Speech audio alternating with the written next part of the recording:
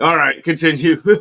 Yeah, because the age of consent law, they was like, so kids could be able to consent to working like certain hours throughout the day. So 16-year Yeah. olds could get jobs and stuff like that, and 17-year olds could get jobs. And then some people decided to just start fucking the 16, 17-year olds, and nobody looked I, at the law and I been mean, like, throughout maybe we should history, omit, maybe we should omit like sexual favors and sexual like, consent and just make it strictly working consent. But nobody did that yet. I could like. Well, here's the thing. Like throughout history, fucking like poor farmers or like just poor fucking like vagrants or whatever would like sell their daughters to like rich people or whatever for like better land or whatever. So now their daughter like 13, 14 years old or whatever is now fucking bought by some like rich kingdom, and now she's either gonna be like a slave or courted or like what like all sorts of fucked up shit, dude. And like and it's so it's wild because like we haven't progressed that much further Yeah, since like fucking 1400s, fucking 1100s, fucking BCE.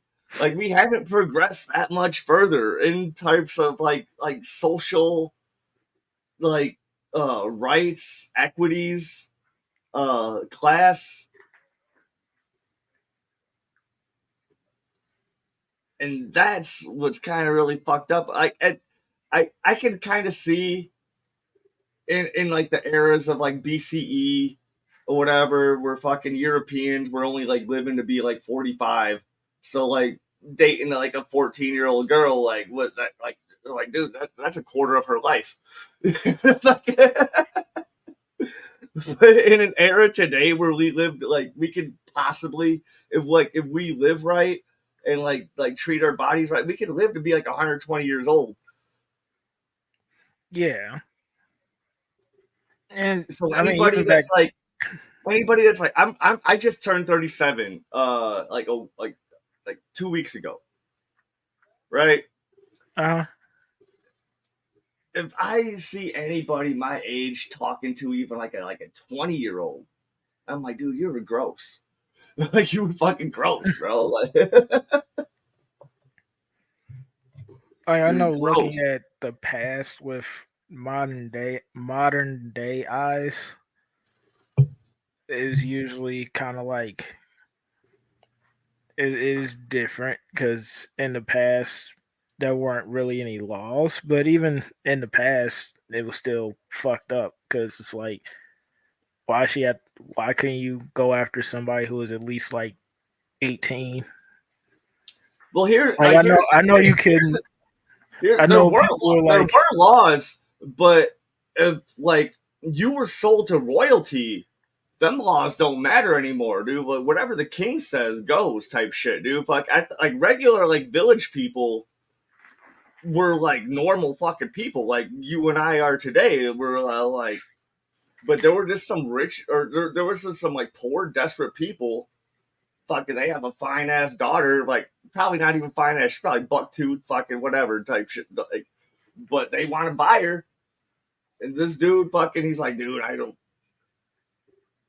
know how to yeah, support myself. Like, it was called like fucking. It was like called like a dowry, like type. dude, It was super fucked up. stop. God damn it! I got a dog, and I my put little my one dog hates in it. my room, like because he's been outside with me all day shoveling. He's soaking wet, and he's been bitching. So I'm like, dude, you're going in my room. I usually don't do that to him. I usually let him hang out, but he's been being extra today. I mean, if he starts being extra, I'll just lock him up. But he's been like in and out kind of all day, so I just let him kind of sit around until he decides to act Yeah. up. And like today would have been the perfect day to take him on like an adventure and shit. But like I don't have rear brakes in my car right now. Oh yeah. Like I was driving that shit until it was like my car literally fucking it has a little screen on it, and it was all like it told me not in these exact words, but this is how I read it. It was like, "Hey dipshit, you don't have any fucking brake fluid anymore. Stop driving me." And I was all like, "Yes, sir, dude. You're gonna be parked until I get the money to make your repairs." And it said, "Thank you, sir." And it's been a couple weeks now. I've been riding my bike 40 minutes to work. It's like a 10-minute drive. It's fucking 40-minute bicycle ride. It used to take me 30 minutes back when I was in shape, and now I've realized I'm not in shape anymore because I didn't have a car for 6 years, and I was riding my bike all over town. Mm-hmm. As soon as I got a car, dude, like I was still riding my bike like here and there, like the grocery store, or like if there was like a comedy thing like going down like right down the street from my house, whatever type shit. I'm like, yeah, I'm not gonna waste the gas, whatever. I'll just ride my bike. But now that I'm back to like my car's been on the fritz for since before my birthday, Uh-huh. December 30th. My car's been on the fritz, and before then, I've been riding my bike all over town again, and I'm all like, it feels good, but I also hate it at the same time. Like it feels good to be getting back in shape. Dan Oh Boomer yeah. said, Dan Boomer said a true story. I don't know what you say true story about, and we just hit like three subjects at once in 6 minutes. I was about to hit a fourth because I saw a meme about Cat Williams just now. Dude, That was hilarious. that interview was solid That as was hilarious. fuck, bro. And like, oh, there's been a lot of backlash. Like people are still trying to say, oh, like, hey, lay off the drugs, cat. I don't Well, believe he like. no, I know he smokes weed, but I don't think he's done I any like feel like, hard shit ever. well, from the way that he was telling the interview, it seemed like he had a lot of smoke with a lot of people. So whenever he would like talk about his grievances with those people, they kind of just spread the narrative that like he was on drugs. This man's a crackhead. Because even Ice Cube came out and said that even though he said that one part of his story wasn't I saw the exactly Ice Cube. I true, saw the Ice Cube he shit. Go said on. basically verbatim everything about Friday After Next that Cat Williams said happened, except for like one small detail. But he was like, other than that small detail, yeah, it kind of went down exactly how he said it did. Yeah, So yeah. I'm like, he's because he had smoke with Steve Harvey because Steve Harvey tried to undercut Bernie Mac for a movie, Steve and Harvey tried Cat was so ride or hard to die. be Bernie Mac. That's the He thing. Steve does, Harvey tried so hard to be Bernie Mac and like just fails at every step.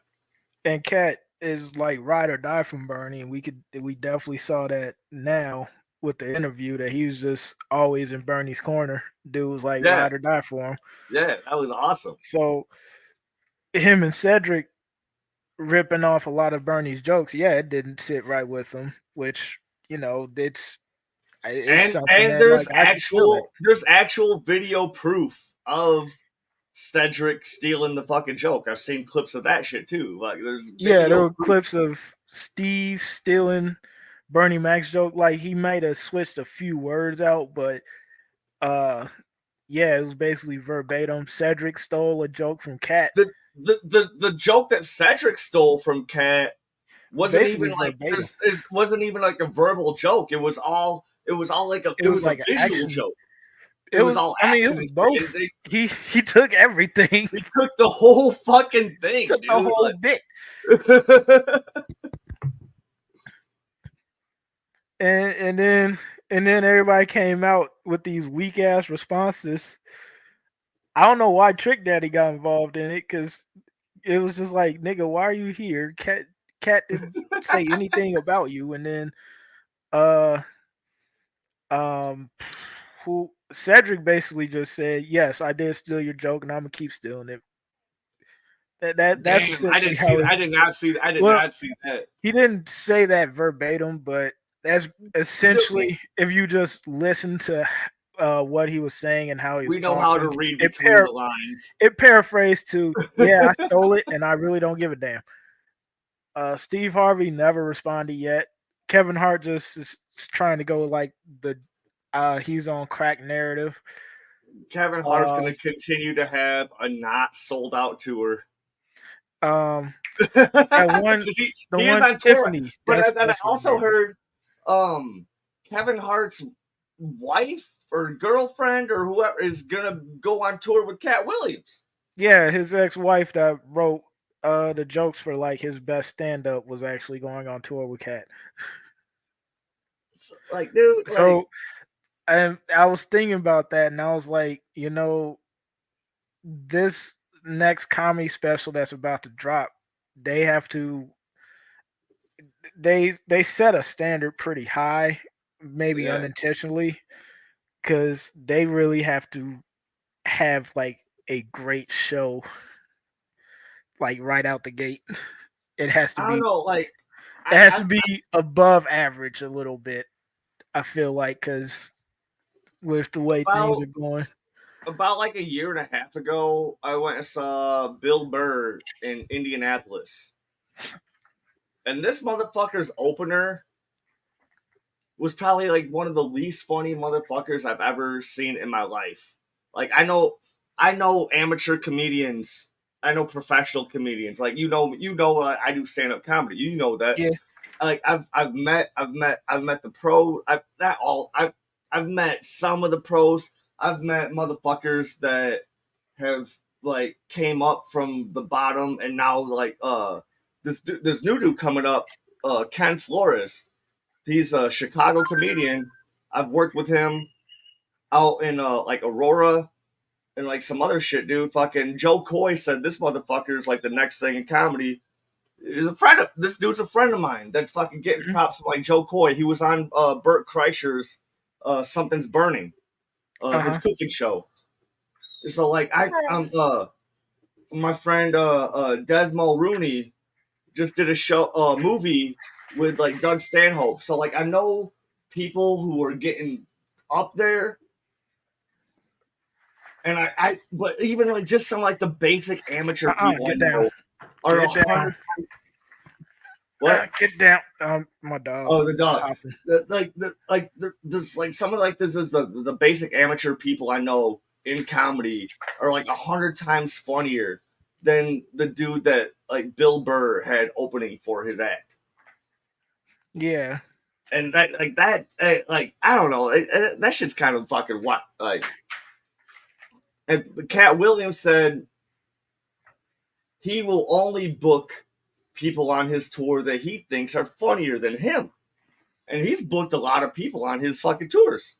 Yeah, and paid him pretty well too. A Because lot of he I've pays him some. heard I've Um, heard like hundreds of stories of how people were opening for Cat Williams, only expecting like maybe $100, $200, maybe like $100 a handshake or 150 and like they get some free drinks and they get their this man show Cat. rate.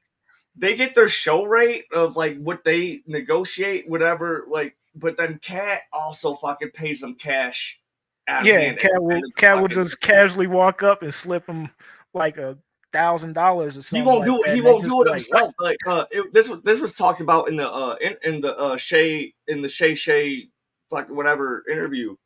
Um, he so like he hires women to deliver the cash because Yeah, he only hires women to do his business. Like, he said this all in the whole interview, where like he'll hire women to fucking just deliver fucking comedians cash that he thinks are funny as fuck, and he knows that they're not getting paid their fucking dues. It's like type shit. Like that's that to me. That's like the most like respectable fucking thing, especially just like being in the business myself. Like I don't work that hard doing I don't work that hard doing comedy hmm because like I get paid well doing my job. So Yeah. like it's for me it's just something fun to do, but I do get booked. I do get paid sometimes. And when I do get paid, it's super dope. Like Yeah. I'll do a 20-minute set, get paid $40. You know, that's fucking $2 an hour. Or not $2 an hour, that's $20 an hour. Or like or $2 a minute. It's $2 a minute. Yeah. $2 a minute, which is fucking what it's more than like, like I don't know. And then I have friends that came after me, crushed it really hard. Now they're fucking running clubs. Now they're booking like Michael Ian Black. They're fucking booking like big ass names from like in going to this fucking no name club in Janesville, Wisconsin, just because my buddy who came up after me asked some questions about how to grind hard. We told him how to grind hard, and he did it. He fucking did it. And yeah. he's fucking crushing it, dude. Like, and he don't even have to tell jokes anymore. He's just booking fucking comedians, dude. He went halfway around the country in like a year and a half. Fucking got the connections he needed. Came back home to Janesville, opened a club, and he's getting national fucking acts all like every fucking week type shit, dude. Like, Yeah. And yeah, it was. It's been a wild start to the 2024s, but I also liked his perspective on like how a lot of people keep talking about comedy going woke these days. Don't you? Hey, stop. Comedy going woke and all that, and he's just like, it's if you can't tell a good joke without having to insult somebody's like race or religion or sexual orientation or gender or whatever, then you're just not good. it's just not a And good joke. Yeah, yeah. and I do like that perspective because he's just like, you can be funny. People just don't want to hear you punching down onto their like onto their group or whatever. Because like growing up, and like just as like a society, like we like got really like accustomed to like slapstick humor, like Looney Tunes, Three Stooges, like other shit, like sketch comedy would do it, like in Living Color. Saturday Night Live did a lot of like a slapstick comedy type shit. Hmm. So like it'd be violence towards another person, and we like to laugh at other people being in pain or like whatever type shit. Like, and that's just natural. Like if one of my buddies we're walking around downtown, he trips and falls, I'm gonna laugh at him, but I'm also gonna help him back up, you know. But Hmm.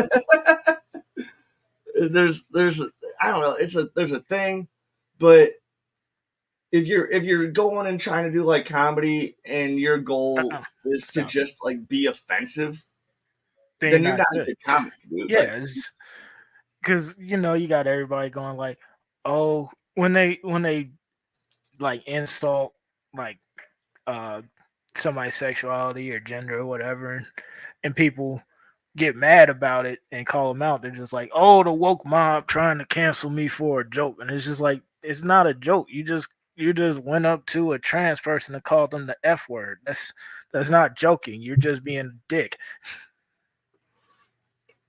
I just had my I was hosting an open mic at the better half of last year.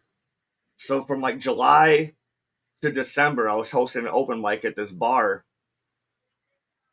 and then the most recent one was supposed to be January 1st because I did it the first Monday of every month. This one happened to be January 1st.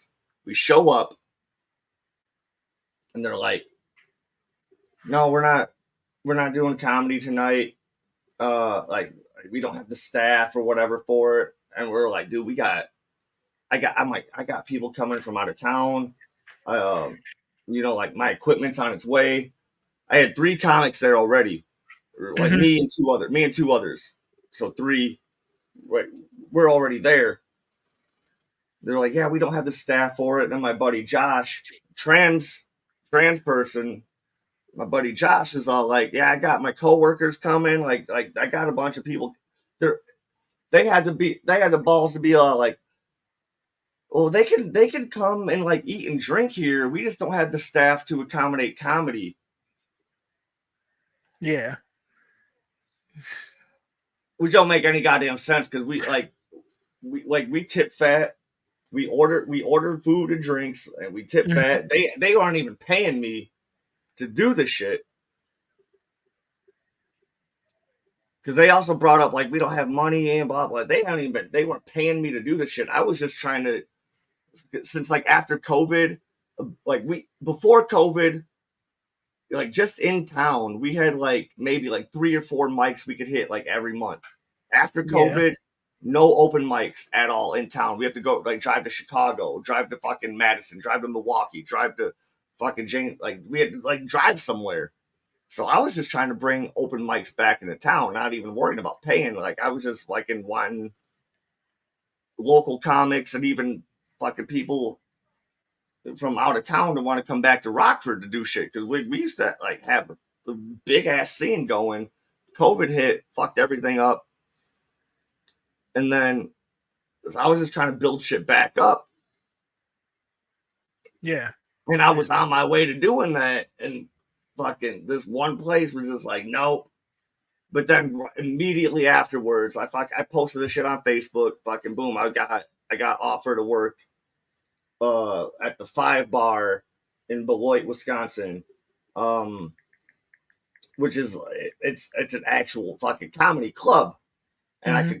I could get shit, and then like and that very night I called up like this Mexican restaurant where my buddy Marcos does like comedy shows where like those are the ones you get paid for.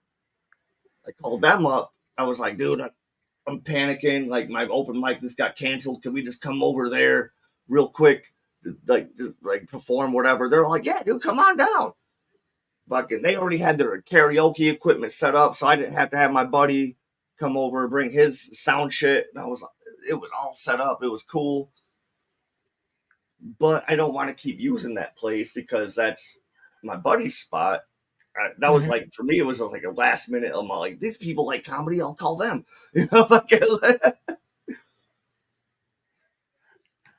but yeah, Yeah. it really pissed me off when they're all like, yeah, You yeah, know, we I can think serve them food and drinks, but we just can't have you guys perform in the I think back corner what of the bar where no one's pisses listening anyways.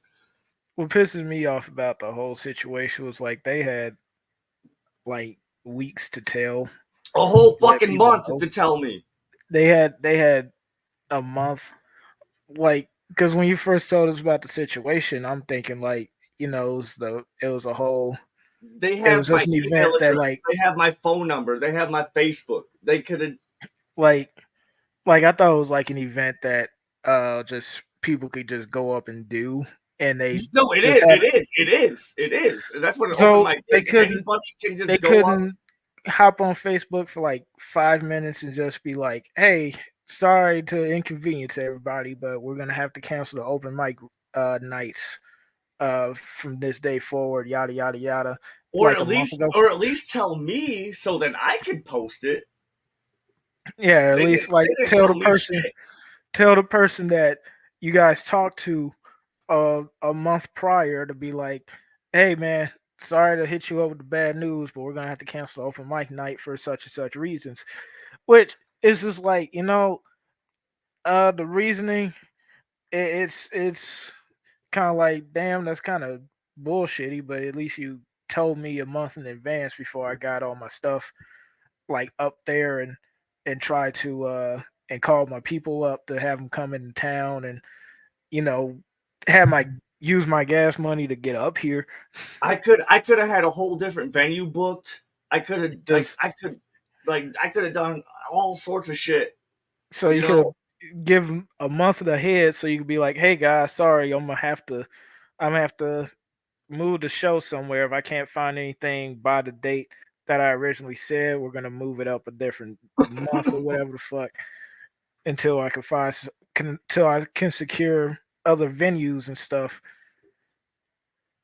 And so Yeah, it's just shitty. It's just like why won't you just you got a phone? It doesn't take much. It doesn't take much to just leave a voicemail. Even if it don't voice, answer, it's dude. pretty important information to leave to voicemail somebody just to be I like, even hey, I even went leave I me even went voicemail. and like backtracked my emails to see if they even possibly sent an email. No email, fucking nothing. Like, 'Cause most professional people that I've dealt with, usually they will leave a voicemail and follow up with an email. So it's like the fact that they did neither one is just like, damn, where's the respect at?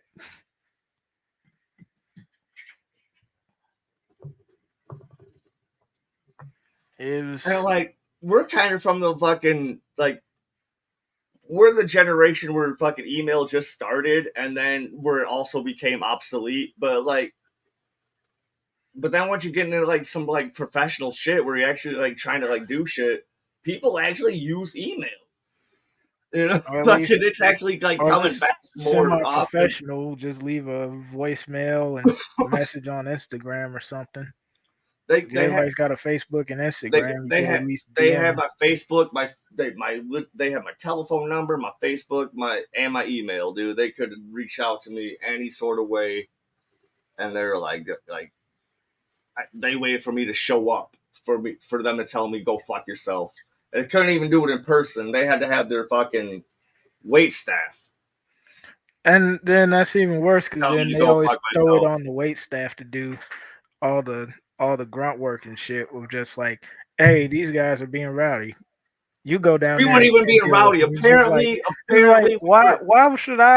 why should I, a waiter, go Apparently, we were and offending tell this boomers. person terrible news that they don't want to hear? You're barely paying me $6 an hour. I'm pretty sure they liked having us because I always tipped fat. I wasn't even getting paid, but I was always drinking, and Yeah, I was always tipping fat.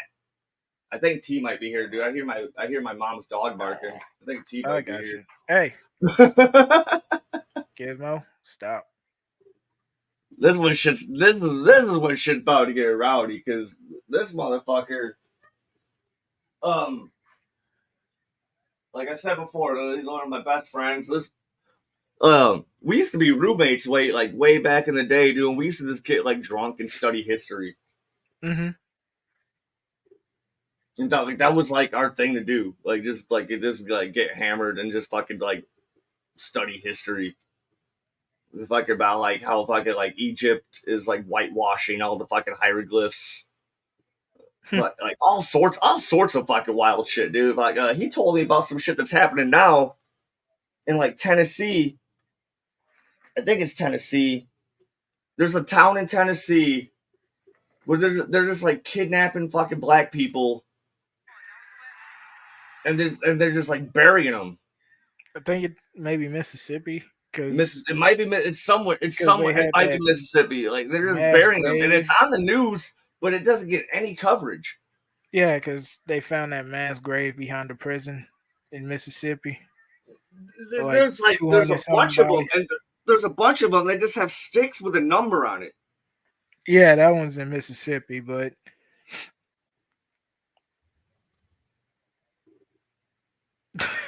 but I had to let my dog out of my room, dude. He was telling me to go fuck myself. He's bad, dude. You were still soaking wet from that snow, bro. Jesus Christ! My hand is it's covered in your hair, bro. I just tried to pet you, dude. Like, all right, yeah, he's all right. He's chewing on a bone. He's all right.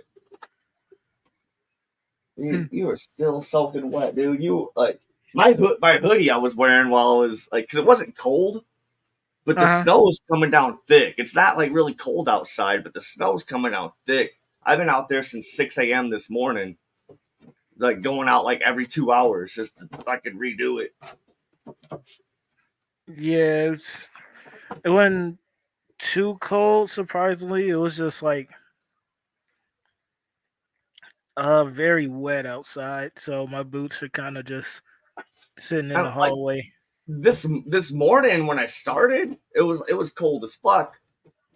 But and then plows don't give a fuck, dude. Like every time I shovel,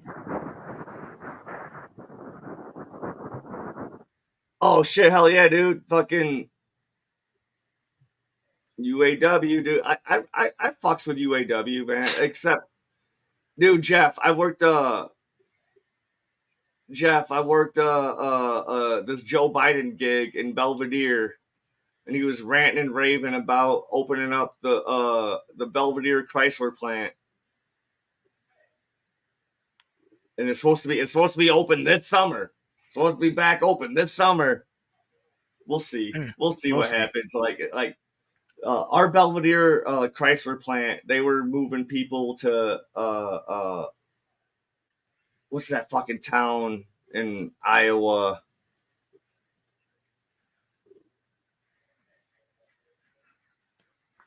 I wouldn't be able to tell you. I don't know Iowa. It's or Ohio. Ohio. It's like It's not people barely Cleveland. people barely go Um, to Ohio anyway. I mean, not Ohio, Iowa. People don't really. Jeff said it'll be 2 to 4 years. Like, dude, Joe Biden was saying, dude, this summer, dude, it'll be Uh, Toledo, yep, that's another one. Toledo. Like my buddy, one of my old roommates, Brandon, he moved to Toledo for it, and there, he says Ohio is a wasteland. Who Connor Gaming is, but yeah, dude, Ohio is a wasteland. Um, Yep. when I was working at the weed farm, we had to have people from Ohio come in to tell our people in Illinois that they don't know how to grow weed. I mean, like the people we brought in from Ohio like didn't know what the fuck what they were talking about, but it was Hmm. also the same shit we were trying to tell our bosses the whole time. We're like we're putting too many plants in a grow room. We're like we'll get a way better yield with better quality if we grow fewer plants and not just fucking bunch them together and like so like it took some like outsourcing from out of town to tell our bosses the same shit that we were telling them the whole fucking time, and then those bosses end like getting fired. And one of the funny things is, we went out, like me and a bunch of coworkers went out to get some drinks and fucking play some volleyball and shit after work one day, Hmm. and we see our bosses. They have a company credit card, right? This is right before they got laid off. Connor Gaines, he says, "Oh, Timothy, I know you. Dude, just tell me who you is. Is Daniel? I don't think that's Daniel. That's the only furry I know, and this is like a furry fucking profile. But anyway, they had a company credit card, and they're dudes ordering like 5 fucking meals at the fucking bar. Hey, leave that alone. All right, you're gonna get locked up. Actually, let Five me fucking meals at the bar. Then like two put weeks this later, dog fucking away. dude, he's fired. So like he knew he was getting fired, and he was using his company credit card just to fucking boom, boom, boom, boom, just fucking just buy shit. I would do the You same might as thing if well. I was in his shoes though too. All right, give me 1 second. Come here. Oh, fuck, Alex, hell yeah, dude, what's up, bro? Hell yeah, what's up, bro? How you doing? Fuck yeah, dude. Once my car's fixed and Disney on Ice is over, well, I gotta wait till Disney on Ice is over to get the checks to fix my car. Um, I'm gonna get back in the ring with you guys. I'm gonna get back in the ring with you guys, dude. Like I miss it. I All right. need it in my life. I'm talking to the YouTube chat right now. Anyway, I'm gonna get back in the ring. I'm gonna get Charles here in the ring too. Like Charles will whoop all our asses, but he'll drive all the way out from Gary. Fucking come in and fucking whoop all our asses on some training shit.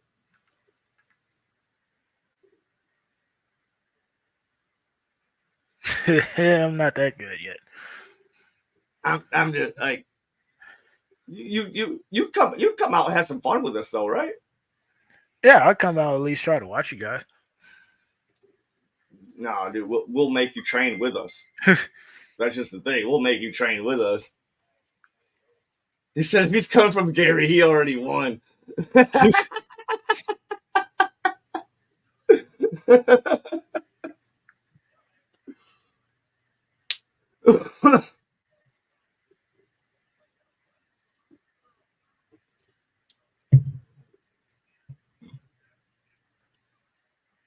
Fucking But man, where are we at, dude? Like, I was talking, like Jeff brought in the fucking union shit, dude. We might as well just get started on that.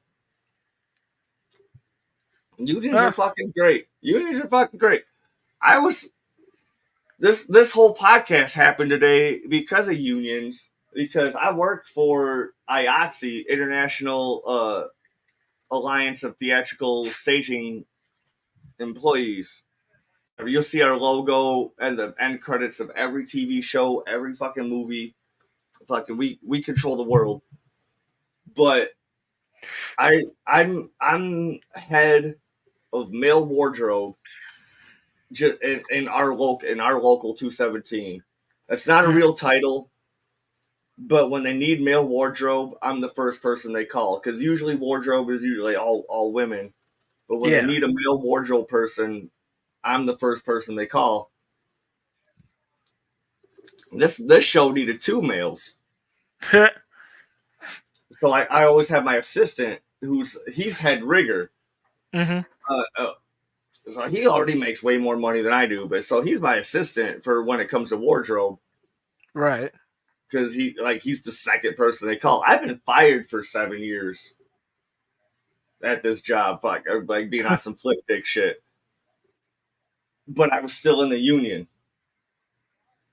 I was still in the union, so I was still getting like Chicago calls, Milwaukee calls, Madison calls, whatever. I just couldn't work in town for 7 years, and now I'm back. I got my position back right away because that's how fucking unions are. And today, hmm since it was snowing so heavy, show got canceled, so I don't have to work today.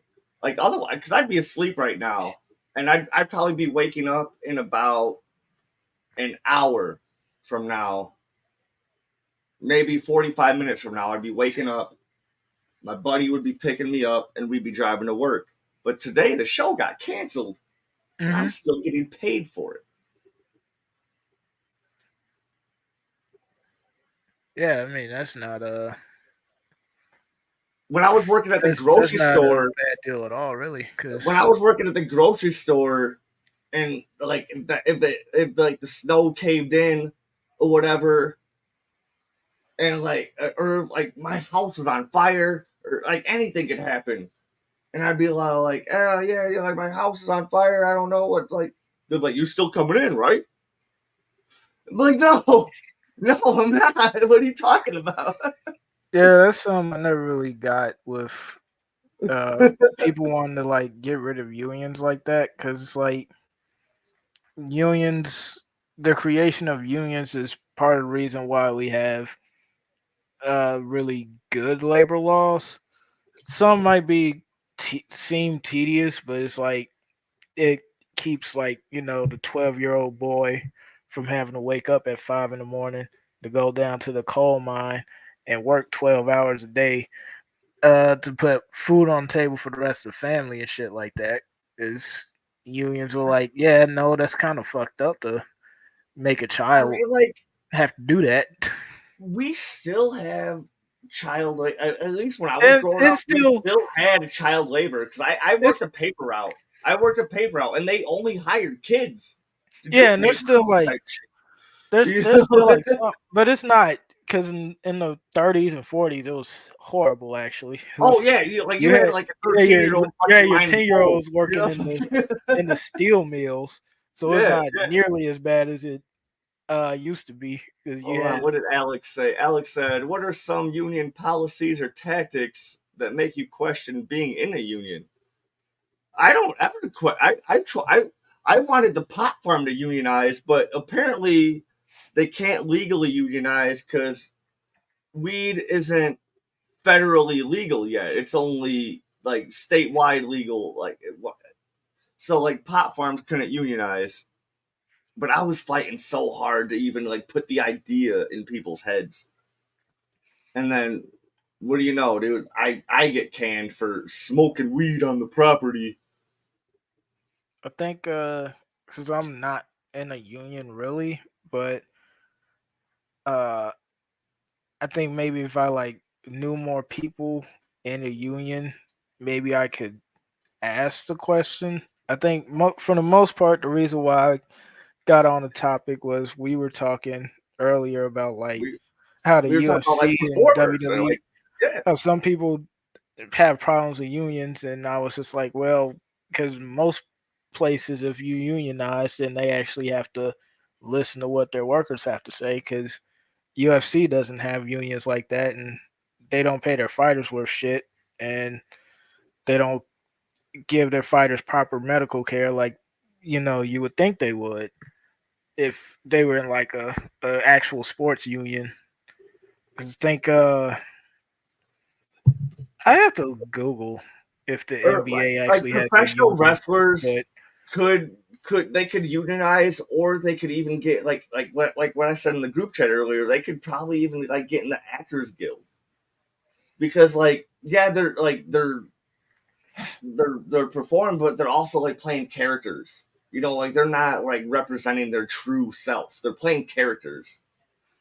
You and know, but then UFC is different. Like they're yeah, they but then could like use you a were talking sports about, like union they can't because even get like they can't even get sponsorship deals anymore, or at least they right can't. because Dana White a while back when they had the Reebok deal, Reebok had it in the contract like the only way they would work with UFC is if Reebok was the sole sponsor for the UFC, and Dana White agreed to it, and it cut a lot of fighters like paychecks like almost in half because back in the early 2000s and between like 2010 before the Reebok deal, I forget when that was signed. I think it was like 2015.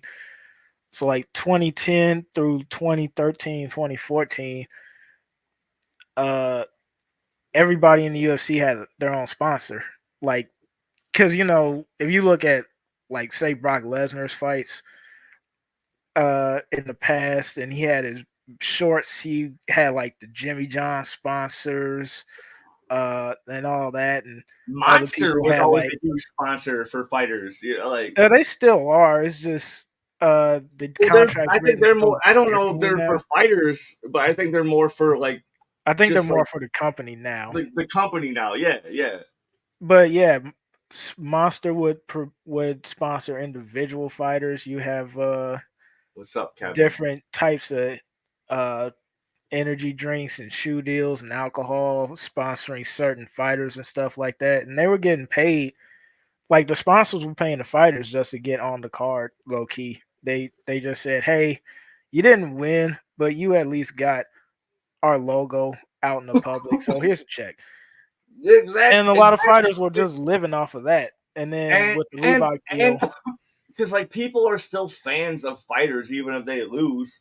You know, just like we're still fans of sports teams when they lose. We're still fans of fucking. We're still fans of fucking DC Comics even though they make shitty movies. You know, like we're yeah, like fans are still gonna be fans regardless of like whatever. And but like for fighters and shit, like you got that sponsor deal. That's and then even if you're a losing fighter, or you just lost that fucking dope ass match that you've been hyping up so much, people are still gonna fucking buy the products that you're representing. You know, like because and without the unions, you have like instances where like fighters like George St. Pierre, Dana White doesn't like George St. Pierre. Funny enough, because George St. Pierre actually like takes his contract and he actually reads through it and questions why it's written out certain ways and what this certain phrase means, and he actually gets lawyers to actually look I was, over the I contract, was just about to and the say, lawyer let's and the call that lawyers will lawyer actually and be see like, what they "Hey, think. this contract's kind of shit. We could probably negotiate to make it better." And GSP would go back and try to renegotiate, and Dana never likes that shit because he's just like, "No, I don't want to pay you more than what's written on paper." And you see it recently with Francis Ngannou because Francis was supposed to fight John Jones like this past year, but Francis won the heavyweight title, and he was like, "Hey, I think I should be getting a little bit more money, and I think the fighters that were on the same card that I was headlining should also get some more money because we kind of rolled in a pretty decent amount of money on the uh Yes. on the card or whatever." And Dana was like, We're "No." bringing people in this. We're filling your seats. Yeah, and Like, Dana had a problem with that, and kept Francis and Dana kept going back and forth because Francis again wanted more payout because one, he's fighting John Jones. People who don't even know UFC at least know who John Jones is, and so he's one of the most popular behind Conor McGregor. He's one of the most well known fighters.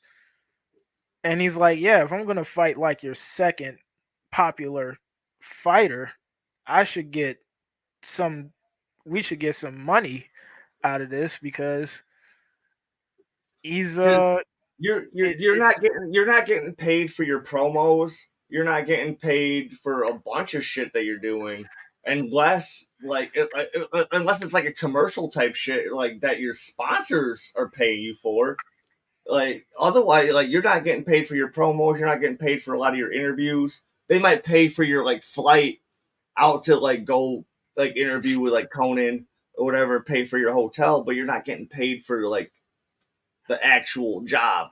You know, you're like they're just making sure like you're getting broken even type shit, dude. Like yeah. And the thing is, like, before Francis left,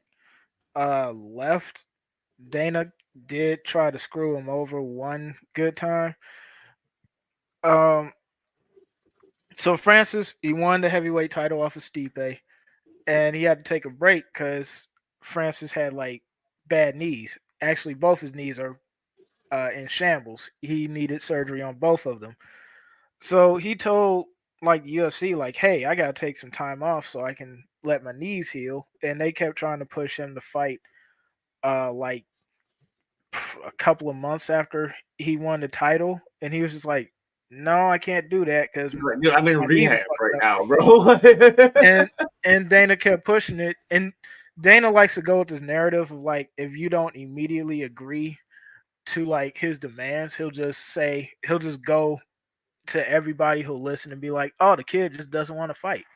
It's one of the most common things Dana will say to somebody or say to the media will just be like, "The kid doesn't want to fight." But then if you actually look at the negotiations, you see like, no, the guy wants to fight, but he said, "Let me have a few months off so I could heal my body so I can actually have a proper fight and give the best showing of my abilities possible."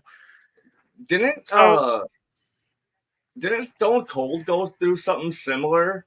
Because like he can't wrestle anymore because his legs are completely shot. But I didn't like they try to like get him to like come back and I like mean, he do did come back for like one match, but he agreed to that. he agreed like Stone Cold's situation and why he walked out was mainly because he didn't agree with like how they were gonna do him versus Brock Lesnar when they tried to line that up, and he walked out. Dana's whole thing was just he just doesn't like it when people try to push back against him. He doesn't like it when people say no to him.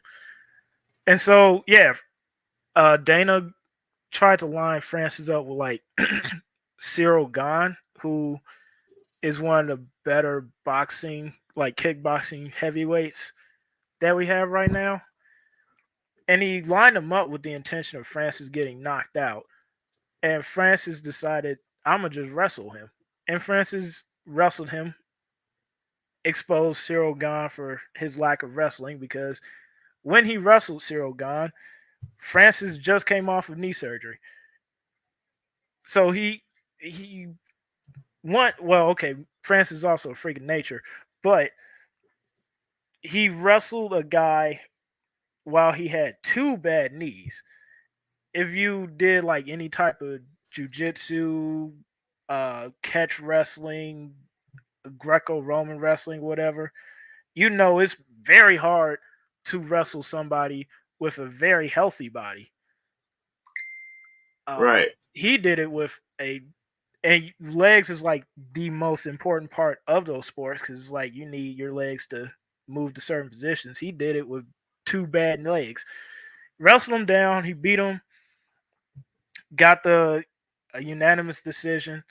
Retained his belt, and he said, "Okay, I won my belt. I'm going to take time to actually let my knees heal, get additional surgeries on my knees, and then we can talk about that John Jones versus Francis fight."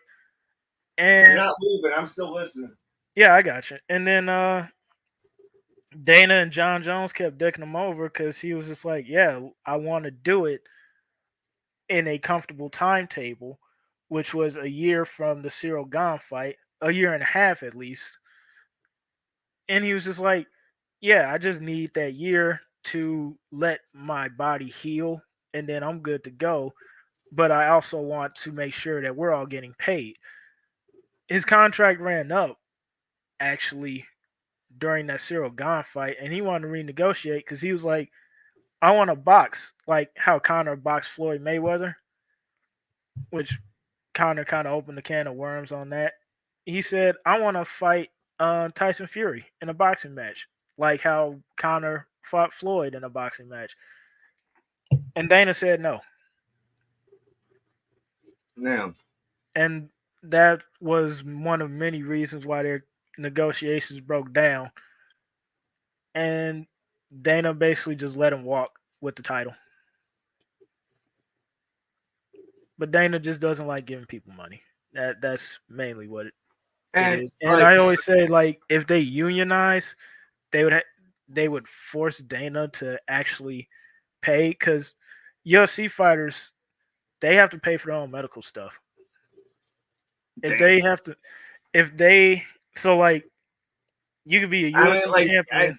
I guess that's why you get paid like 2 million to fucking like, but not every UFC fighter's getting that. Only the big Oh names no, are. only Like, you, only the big names are getting the millions. Actually, yeah, some of the champions barely get the millions. There's some champions that get maybe just under a million. Some champions get like 600,000, 700,000. If dude, you're if ever, you're a ever, female if you're a female fighter, yeah, you ain't getting shit. I know there are former female champions that one are currently fighting right now, and then two, some of them have OnlyFans just to make ends meet. So it's just like not only do I have to fight and make sure that my face doesn't get completely obliterated and my arm ripped out of my shoulder, I also got to show my butthole on the internet just to like put food on my table. that's fucked up. Here's something I've noticed. So I'm an amateur wrestler, and like I really never like paid attention to any of sort of like the physical performance arts, like whatever. But ever since I've like started doing like wrestling and shit, dude, I've noticed of huge growth in independent leagues and pros coming and joining independent leagues because like they'd rather it feels like they'd rather like deal with like the art and the craft of it. Like sometimes it feels like it's not about the money. It's just about like how you're treated. Yeah, and I think a lot of them too is like not about the money. It's just about not having to deal with the politicking because Yeah, professional yeah. wrestling, especially, is very notorious for politicking backstage. Is way worse in the '80s. Way worse because you know Hulk Hogan. I Hulk can only Hogan would imagine. not be as big of a name as he was Oh, Hulk Hogan would have been if he canceled. didn't pull half the shit that he had pulled because he got in Vince's ear and kept Bret Hart from winning the title at WrestleMania and one of the WrestleManias against Yokozuna. He gotten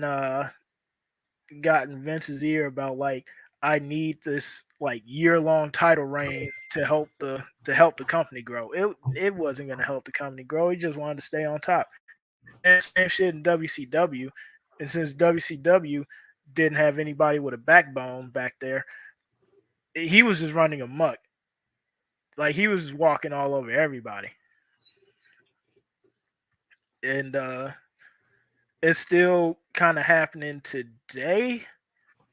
It's not as it's not as egregious as it used to be, but there's still like people doing politicking and stuff like that. And oh yeah, he was selfish as fuck. Like honestly, honest to God, if Hulk Hogan didn't pull half the shit that he pulled, Randy Savage would actually be the bigger name out of the two of them. Because everybody, Are you like talking about people, this guy? yeah, people liked You talking Hulk about this Hogan. guy? Yeah, people liked Hulk Hogan, but people loved Randy Savage. Like people loved that dude. It was the same with Sting These are my too. only two wrestling action figures. I got The Rock and Randy Savage. I had to get The Rock, dude. Oh Like yeah, I know you it's had to. cliche, but I had to get The Rock. But fuck it. But But yeah, it was like Macho Man, dude, uh he's got same the with fucking Sting he's got his fucking because wand. because Hulk Hogan, yeah, he was still big name or whatever, but people love Sting. People love Sting and Sting, DDP. Sting was the goat, dude. They based the fucking he was based off what's that fucking movie? The Crow. Bruce Lee's son. Yeah, the Crow. The Crow, dude. Fuck yeah, dude. And And it was like the late '80s, early '90s when fucking the edginess was getting into the fucking mainstream. oh yeah, even the '05 feud with Shawn Michaels, he politic because I know the story behind that. If you seen the Spill it, match, skillet. if you We're all seen the for it. match, because Shawn Michaels was bad at it too, so it was kind of a karma coming back on him. So in '05, uh, Hulk Hogan and Shawn Michaels were originally scheduled to do this match. It was supposed to be a best out of three match, and Hulk was gonna go over on like the final match, but it was less of a heel versus face match, and it was just two good guys just trying to see who's the better wrestler. And that was already a story in itself. And you could cut a promo with that. And people could still be the good guy. Like Sean could still be the good guy and Hulk could still be the good guy. They could just, get a barb in and get in each other's faces, which you see that all the time. Not everybody has to be a villain in order to fight a Like, good guy. You but you can here, have two good guys kind of just not agreeing well, and then they my fight off of that. my character was a heel that thought he's a face, right? Or no, yeah, I think I'm like the hero. I think I'm the fucking like I'm trying to fucking bring down wrestling because I think it's corrupting children into like getting into violence and shit, dude. So the way to bring down wrestling is to defeat every wrestler.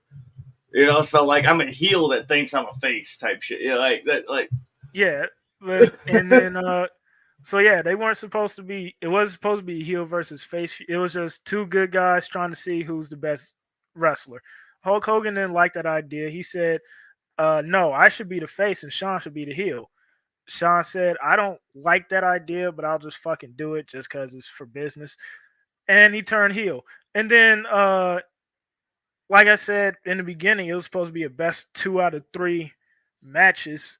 Like Hulk was going to get the first one, Sean was going to get the second one, and then ultimately Hulk was going to get the third one. But Hulk went back, changed that idea, and said, "No, we're going to do one and done, and I'm going over." And Shawn dude, Michaels was like, "What the fuck? Connor That's not Gaming. fucking."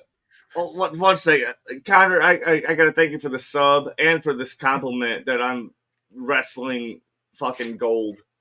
Thanks for the sub and that precious compliment. Sorry to cut you off, Charles. No, I you're had to fine. reach out to the I had to reach out to the fan, the one Yeah. fan we got right now. I had to reach out. Sorry. No, it's all Continue. good. But yeah, so Hulk Hogan nixed the entire idea of it being a 2 out of 3 falls match, or not 2 out of 3 falls match, but 2 out of 3 like feud, best of 3 feud, and just said we're doing one and done. I'm going over and going home. You do whatever you want. So Sean said, okay, fuck it. And Sean, when they got to the match, Sean oversold Hulk Hogan's offense to like a ridiculous amount. Like he clowned Hulk by overselling so much that it was basically like watching a cartoon. And it made people just laugh and shit on the entire match. Because it was hilarious because it was just like it was him taking the piss out of Hulk Hogan. And I did notice that uh somebody mentioned AEW because we had some of that happen recently in AEW with some politicking. It was right here. Yeah, and politicking still going on in AEW a little bit with like the whole CM Punk situation, which I will preference by saying I personally don't think anybody in that situation was right, but I do feel like it could have been handled a whole lot differently if the boss just had a backbone and sat people down and told them we are not finna act like fucking fools in this promotion. We are going to be professional, and you guys are going to have to sit down and talk. And if you throw a chair in this office, you're getting fired. Like he should have just sat him down and been like, "No, we're gonna settle. We're gonna squash this shit, squashing this beef right away, and we're gonna talk. We're gonna figure out what's going on, and we're squashing this shit, and then we're making money again." But then Tony Khan did not have a backbone to stick up to anybody, and so people walked all over him then, and they're continuing to Damn. walk all over him. I mean, like when you're in performance arts, because I do multiple. I'm in the stagehand union. I do stand up comedy.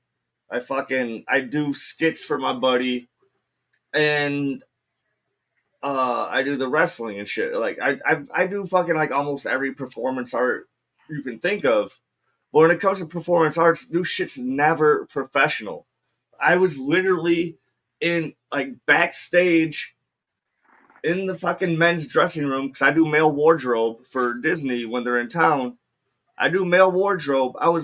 We're we're a curtain away from the women's dressing room, and the motherfucker that plays the host, that introduces all the acts for the thing. Fucking the dude's like, yeah, with his rollers, with his ice skates, fucking.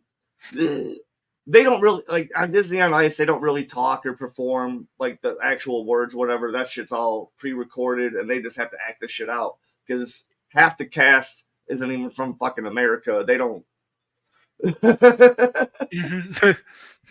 So there's that shit. So all that shit's pre-recorded. So like this dude's like, he speaks English. He speaks English though. So Mhm. he yells over the curtain to the gal shit. This was at the end of the performance yesterday. He's like, "Show me your boobies." Sure enough, she flashed us her boobies. Nothing's professional in performance arts, dude. Like we're all a bunch of crazy lunatics. Like we're like borderline narcissists because we want to entertain you, Mhm. and we want to make sure everyone has a good time, and because it benefits us, it makes us feel better. If we make you feel good.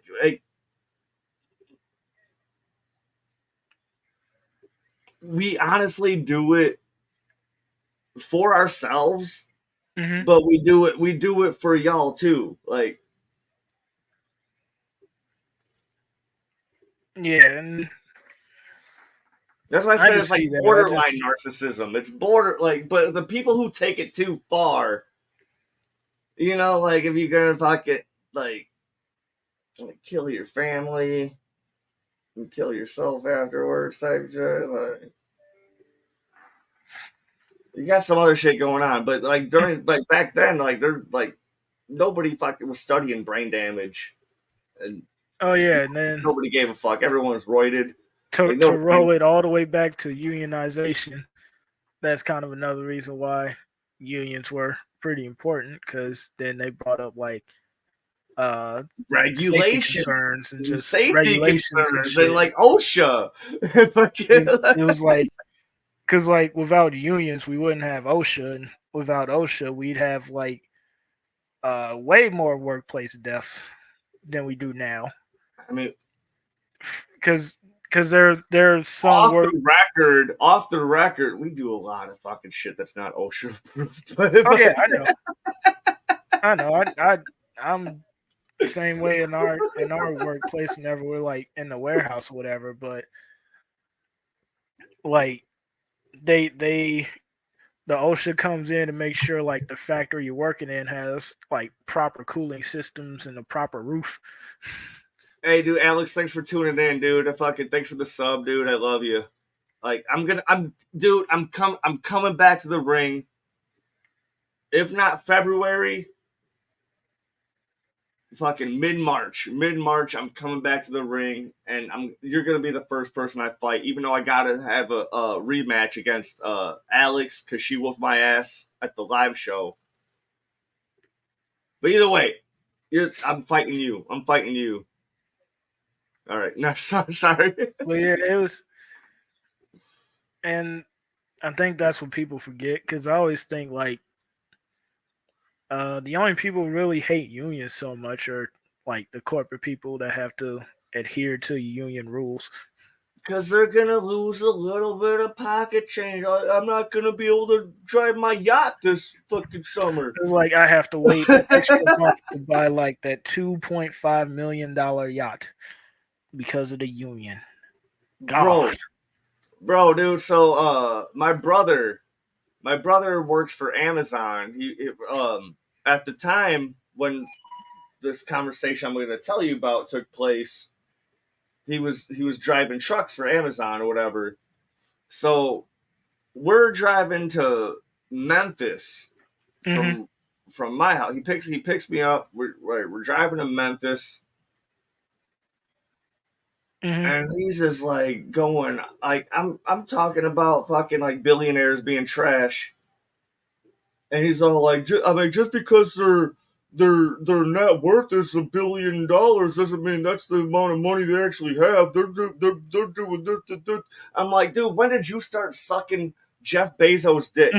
Like, you're the motherfucker that got me in like the anarchism. You're the motherfucker that got me into like punk rock, dude. You're the motherfucker that got me into fucking like the man is the fucking devil type shit, dude. Like, and now you're over here sucking Jeff Bezos' dick because he might like you might get a but might be able to buy a house in like 10 years or whatever type. I don't fucking know what his reasons for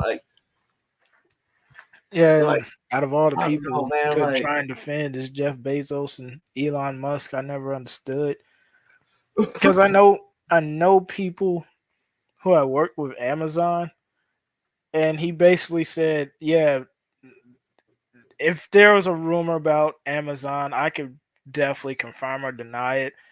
And we definitely asked him like, is it true that the drivers can't really stop to take piss breaks? And he was like, that's true. He was like, yeah, yeah, no, a lot so of us. He was like, a lot of us had to take water bottles with us and just go in the water bottle to make sure we so do the route right. this is even crazier. So this is a discussion I had with him on Christmas Eve. We were at a family party. My mom's friend always has this dope ass party on Christmas Eve. Fucking, Mm-hmm. so we were out there. Um, and so he doesn't drive trucks anymore. He's now a fucking truck inspector, Yeah. and he'll be all like, dude, none of these trucks are fucking qualified to be on the road or whatever. And they'll be all like, fuck it, dude, we gotta get them next day deliveries out. Like, boom, boom, boom, boom, boom. He's all like, no, no, no, no. So they Yeah. don't even give a fuck, like about their drivers driving these faulty trucks. Fucking nothing, dude. Like, Yeah, I and heard like that my too. That brother's actually trying to the do his cars are job. He's like, no, these terrible. trucks cannot hit the road. Like, he's trying to do his job. They're all like, go fuck yourself. Yeah, I heard that one too. People were like saying that basically the trucks are like 5 years older than decades older than they should be, and are Well, in maybe desperate not, need of repair. that. But The age of the truck doesn't matter. It's the upkeep. It's the yeah, upkeep. the Like upkeep you is can just have a fucking trash. 75-year-old car that fucking runs like fucking And if you treated it like it's supposed to be, like and then you had the same problem with, like, Elon Musk and Tesla and the Twitter debacle that's been going on. Because like one, I kind of keep up with the Cybertruck stuff because it's just interesting to see how badly they designed the Cybertruck, and it's been a hot mess because they try to advertise the Cybertruck as like this indestructible piece of equipment, but they don't tell people to, like, one, the reason why cars have like crumble zones are built into the car, where like if the car gets to an accident it smushes. It's designed that way because, from what I learned, the impact can just ripple throughout the car instead of rippling inside the car and whiplashing against the that's what person. they claim. It's for safety, And for and personal safety type shit. The Cybertruck one uh has a very high acceleration rate, and then two, sharp as shit. So like the corners are just boxes. It's a box. It's a box on wheels. If you remember how we as kids would like draw a truck and it just be like a box with circles on the bottom, Dude, it's basically built like that. my buddy had a '76 Lincoln that he bought for an ounce of Reggie. Hmm. So like he bought this car for like $45, and then like it didn't have a title, but like he was able to get the title like after like a couple months or whatever of Mhm. like going through some like paperwork and whatever. So like it had the 8-track player. It had the shit like this motherfucker got stuck in the snow one day, and we pushed it out of the snow and it kept rolling and it hit a fucking tree. Didn't leave a dent in the bumper, but we fucking left a mark on the tree though. Hmm. Yeah, and it's like, Like, usually that's fine, but the Cybertruck just is not safe. And actually, now that you brought up is that the snow, one that Joe Rogan tried shooting with an arrow? yes, Okay, but all right. now that you brought up snow, there have been videos coming out about the Cybertrucks getting stuck in like snow and in dirt and stuff like that. Even though the Cybertruck is advertised to be like the ultimate hauling, Multi-terrestrial yeah, fucking the multi-terranean hauling vehicle, people get it stuck in like a regular dirt road that a Ford F-150 could drive through. The dude. Cybertruck cannot drive through. Last winter, I got my Subaru stuck in a ditch. You know what I did? I drove through the ditch until the next intersection, and I fucking whoa, boom, fucking Yeah, you see, because like that's some shit no you problem. can't do in a Cybertruck because somebody And it's a tried that four. and it failed. It's a four. My car's a four banger, dude. Like, because uh, the truck got stuck on a hill and somebody with like an F-150 had to come and haul it out. And there are numerous videos of it just floating around getting stuck in places it shouldn't be getting stuck in. Then you also had the fact that with Tesla's design, if the computer fails in a Tesla, the entire car is just bricked. Like, And also that you can't just have like any like willy nilly mechanic work on a Tesla. yeah, They you have to have be to like actually Tesla approved bring it mechanics, to a otherwise your Tesla like mechanic. warranty gets voided and fucking. And then the parts for a Tesla are like double for what they are an average car. So like your wheels are double. Like if you have a Tesla and you need new tires and shit, you have to pay double the amount of money for Tesla tires as opposed to you and I need like to get tires on a Honda or Subaru or something, we can just go to Discount Subaru Tire. parts are expensive for no fucking reason. Yeah, I'm finding that out right now because I got to fix my rear brakes and shit. Like, Subaru and parts and are fucking expensive for no reason. and Tesla somehow makes it worse because like And they're not you nowhere go to near discount Tesla. Nowhere you near go to Tesla. Discount Tire, you can get like a whole set of tires for like uh a decent amount. It'll still cost you a lot, but it'll still be like, hey, it's better than fucking 1,000 It's for like, one. it's like my I brother drives a Volkswagen. I don't know what it is, but like I live like right around the corner from like a guy who fucking like people come to his house and they just like work on their Volkswagens. I'll be riding my bike or just like driving around.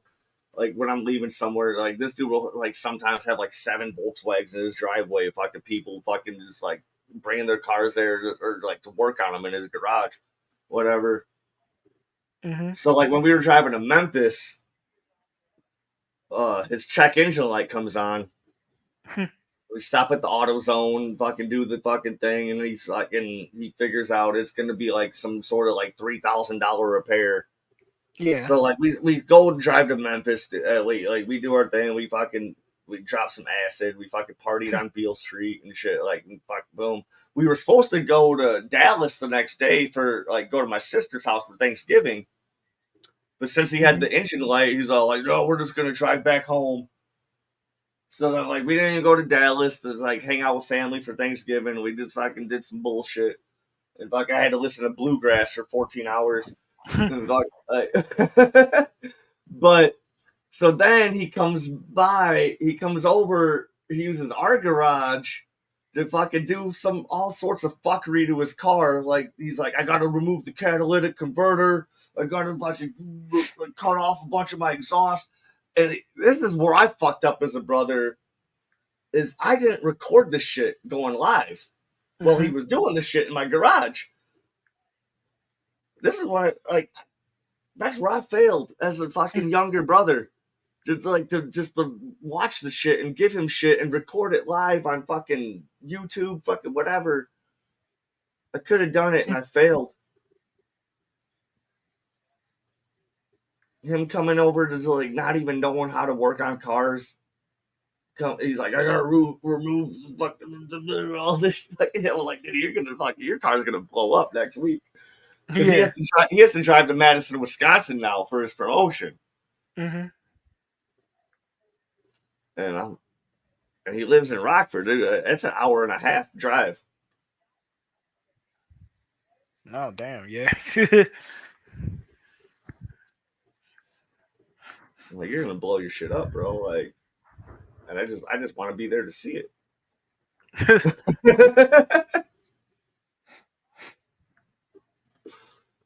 But I failed. No, back at unions though, dude. I worked my first union job ever was for UPS. I Mhm. wasn't technically in the union because I was just like one of their seasonal hires. Yeah. But they paid us to not work on Christmas. They paid us to not work on New Year's Eve. You know, like they paid us to like not work all like these dope ass fucking days. Halloween Yeah. didn't count. We got to wear costumes on Halloween though. Like you know, we got to come in to work and have fun. Like while we're sorting packages.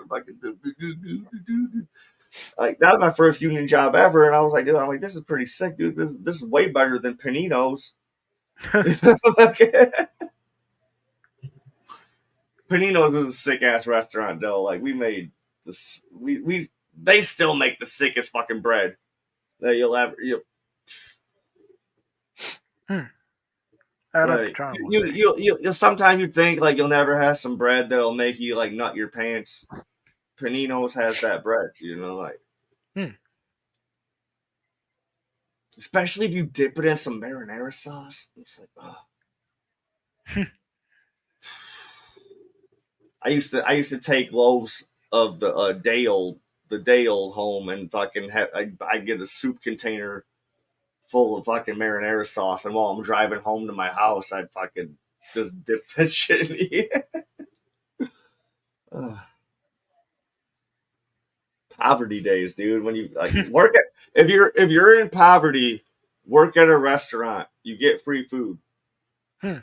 That's I want that to be like a slogan. If I like if this wasn't a live recording, I would like do an edit and I would like put that as like a slogan to like to put on a T-shirt type shit.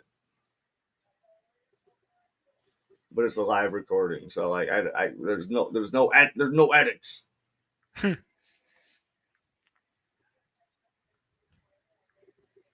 But for real though, if you're in poverty, go work at a restaurant.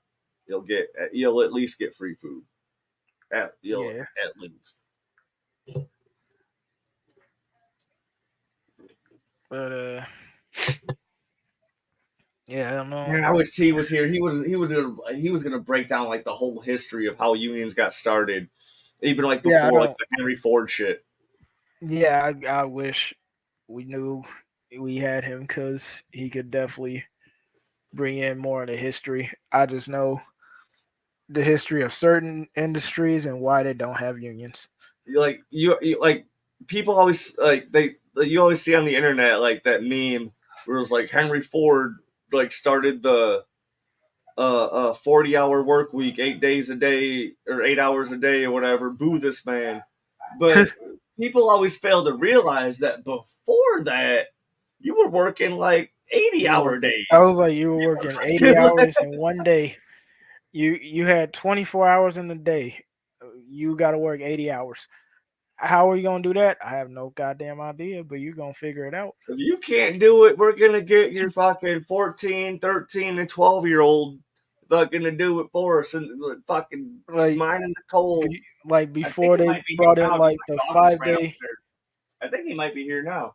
Uh, yeah, but before they invented like the 5 day work week with like a certain amount of hours, yeah, your Yeah. ass was in.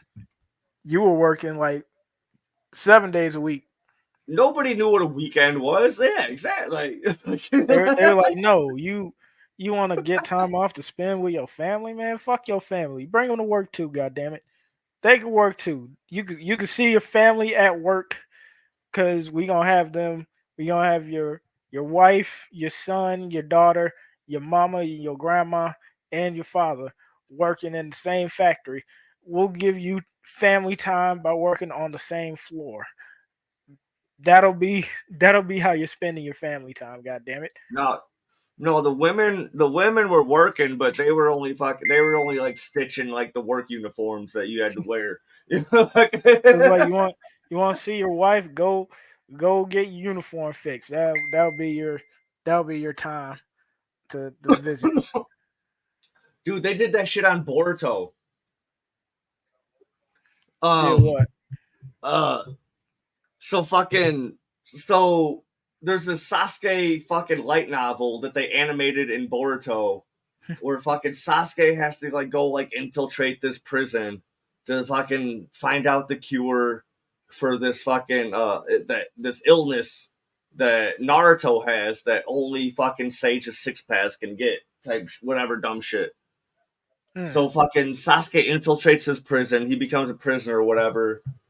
So then Sakura becomes the prison's head like medical personnel or whatever, just so fucking she can hang out with Sasuke while he's in prison doing this fucking mission to cure Naruto's disease. And he's fighting dinosaurs. Yeah, it's wild how Boruto is just so it's just not written well for a lot of people, and it's Dude, like here's one of the it's things I like I love about know Boruto. they made Here's what Sasuke hate Sakura even more somehow. I'm just like, how? How do you do here, this? here's one of the things I love about how Boruto's written, dude. So like all the new enemies, they can absorb ninjutsu and they're all immune to genjutsu. So now all the fights are just going back to straight fucking hands. Everything's just going back to straight fucking hands, dude. It don't matter how many fucking Rasengans, fucking whatever. It don't matter anymore, dude. Fuck, like if you can't beat me with these, like you're nothing, and that's what Boruto's bringing that shit back, and they're doing the best they can of trying to write themselves out of the fucking. I mean, like, yeah, the main villain in Boruto before the time skip was another motherfucker from space that was related to the chick from Shippuden or whatever. But like they're trying to do like he's trying to do his best to like write himself out of this whole outer space shit. I think Dude, he's it like he's honestly wouldn't. trying to It dig wouldn't himself be. out of the hole that he dug himself into, and It wouldn't I be think he's so doing a good job. bad. It wouldn't be so bad or so jarring if the characters were written well. And I mean in terms of just Naruto being an absentee father. Like, why is Naruto an absentee father? I mean, Why is why is the there was a why whole is arc. the why There is was a the whole arc about it. Like it was so dumb as hell. It was Himawari's birthday, Boruto's little sister. Oh It's yeah, Himawari's that's what I was birthday. referring to. I'm just like, why Yeah. is the man whose entire childhood was basically saying, I want to have people to acknowledge me and like me. I want to have a family. That was Naruto's entire character arc through the first half of Naruto. Most of the second half of Shippuden he was he Naruto is tries gonna be there for he his friends because he he sees makes his the friends as excuse family, and then that the whole village is his family. and then And and like, then he bro, gets to Boruto and this nigga's never home, and it's just like, how do you assassinate a character this badly? Somebody who grew up like Naruto usually would never leave the house. someone that can make someone that can make 1,000 shadow clones, and he did make a shadow clone on Himawari's birthday, but instead of using that shadow clone to do paperwork, he sent that motherfucker to deliver a cake, and she went to go hug his ass, and he disappeared, and the cake fucking melted. Yeah, it was so egregiously Like, jarring. I'm just like, bro, why is the man who had abandonment issues now abandoning his family? I It mean, was he was the type to be like, if I had he beat up people for not being there for their families. In the first half of when Naruto was a kid, when they went to the land of waves, and that one kid was just like being an asshole to his granddad and just being an asshole to his family. Naruto was like, "You son of a bitch, you got a family. Why don't you treat him with some love and respect?"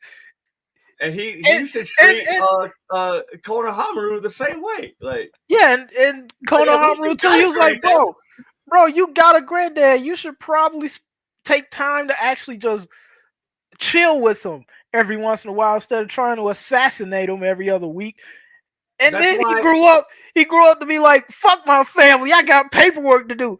Like, nigga, That, Kid that's why I. Naruto will whoop his ass. That's why I love classic Naruto.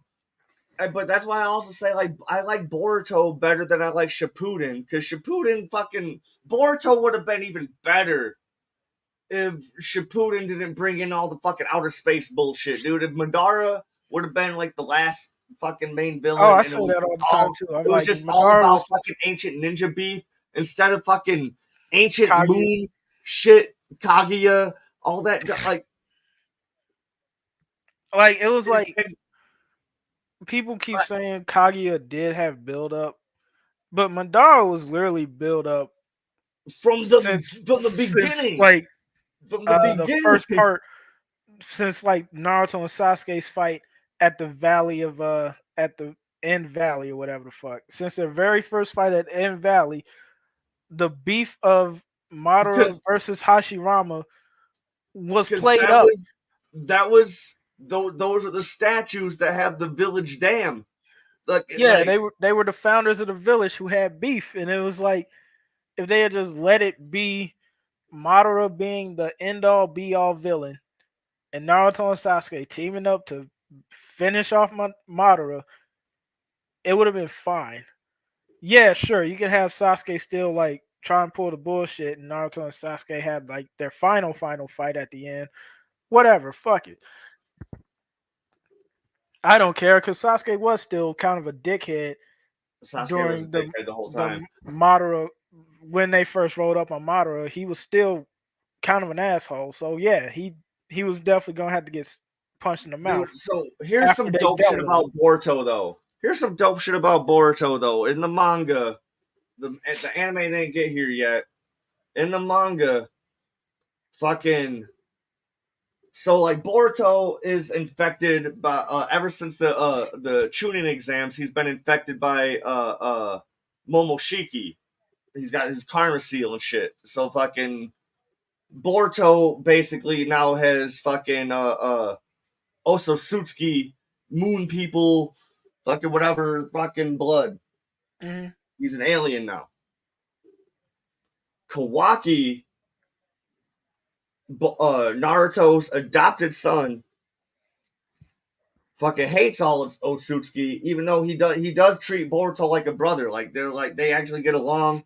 He even fucks with Himawari even harder, and they even made that shit more impactful in the anime with some filler arcs and shit that were super dope and wholesome. Where like they make fucking Kawaki have to go back to Ninja Academy because he like even though he's like Naruto assigned him as a genin. He's never went to academy or whatever, so he has to actually like get the certifications and shit. So now he's in school with like Himawari, and he's like old as hell with all these little kids and shit, dude. It's so wholesome. They put on like a school play and shit, dude, about like the history of Konoha. Fucking one of the most wholesome filler arcs you'll ever fucking watch of any anime ever. Also, like Himawari is one of the dopest characters. I do like how Naruto was only started coming back home for real when Kawaki was like in his house. That was So fucked up. so There was Kawaki. a fan theory going around that Naruto and Hinata's like marriage was actually kind of like basically at the door of divorce.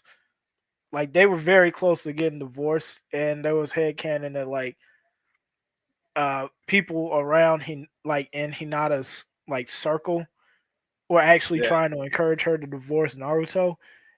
And I would not blame her at all if she just like, no, I don't want to be with you anymore because I mean you are never home. Kawaki literally looks like he'd be like Naruto and Sasuke's fucking baby. I always But say, anyway, so like Kawaki, uh, he hates all Otsutskis or whatever. So then he goes up to fucking, he goes home when it's just Naruto and Hinata there, and he's like, I'm on a mission, dude. I gotta kill all the Otsutsuki. And Naruto's all like, yeah, bet, dude, but like you're being kind of aggressive, like what the fuck? He's all like, by killing all Otsutsuki, dude, I mean your son too. Naruto's like, what the fuck? And then before Naruto can even react, dude, Kawaki fucking throws him in another dimension. Him and Hinata, he throws them both in another dimension. And then he uses Ada. I don't know if you know who Ada is. She's this gal that uh she can see anything that happens in the world at any time she wants after the point she was born. So she can't see anything before the point she was ever born. But after she was born, she can see anything in the world that's ever happened or that is mhm, happening. And then she also had the power to convince the entire fucking Leaf Village that Kawaki is Naruto's son, and Boruto is the one who fucking quote unquote killed Naruto because nobody knows that Naruto's in another dimension besides Kawaki. And that's where the fucking time skip fucking happens. So now it's like 3 years later. The manga's called Two Blue Vortex. It's 5 chapters in now. And it's actually pretty fucking sick. It's actually pretty fucking sick, dude. But like yeah, it was just funny to me. It just Sarda is Naruto the was just first never home. I was Uchiha. just like, Sarda is the first Uchiha ever to open up her Mangekyo Sharingan out of love. instead of killing somebody. Like We I don't know what always, we don't know what it does yet. But when Sasuke's all like, dude, I gotta go kill Naruto. He fucking fucked up my boyfriend. Sarada's all like, no, daddy, no, it's not we, because she wasn't affected. Her and Sumire, class rep, they weren't affected by the spell that happened. For some reason, they weren't affected by it. We don't know why yet. Um, she's like, no, it's not what you think. It's like, you gotta protect Boruto, like you please. And then while she's crying, she activates her Mangekyo Sharingan. And Sasuke's like, what the fuck? He's like, all right, I believe you. Like, like I feel for like some reason, people look at family pictures. And they're of like, yeah, Sasuke like he and looked no, like no, Boruto looks just like Naruto, but no, he's the bad. No, that's not his son. They look just alike, but no, that's it's so fucking it's so fucking insane. I always felt like if Naruto was just a gay love story, it would probably be it wouldn't get ragged on so much because like the way people ended up in relationships, especially like Naruto and Sasuke, it just doesn't make sense. Dude, Like fucking it makes sense for Shikamaru and Tamari to be together because you, with what little screen time they had, you could actually see them bonding together. Sai and Ino. Sai and Ino didn't really have. I think This is a Ino just problem how with. like she's Well, like, this I'm is gonna a get problem with Sasuke, like Kishimoto. I'm gonna get Diet Sasuke.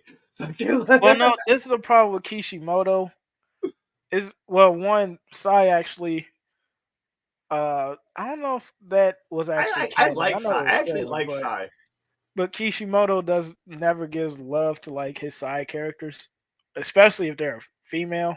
They don't get any type of love.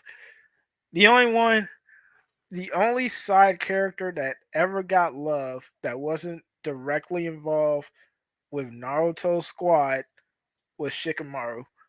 Shikamaru, sometimes Kiba. Not even. Not Shikamaru gets way more love I mean, than actually they I think he retconned gets so much. They I think retconned he so gets much shit in Choji. So Shippuden where they made it look like fucking Shikamaru and Naruto were like homies when they were kids. But then when they you were like not. watch classic Naruto, Shikamaru like hated all you this got man. was the swing. All you got was the swing. But then you go to Shippuden, fucking little kid Naruto, Shikamaru, and Choji, they were all fucking kicking it as boys.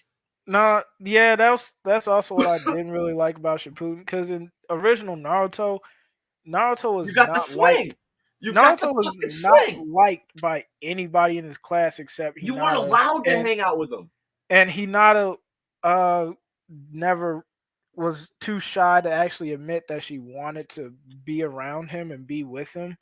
So Naruto literally had nobody to be with. So I don't like how Shippuden said, "Oh yeah, they used to be friends back in the day." It was like, no, they were banned from ever And they going would near that and little kid. they would animate it so beautifully and shit too. And I'm all like, come on, They did not. man. They were not friends. Y'all They did not spent become time on friends. this wrong shit. They didn't become friends until after the tuning exams. Yeah. Like Because he Naruto and Shikamaru weren't really boys until after well, I wouldn't say boys, but they were.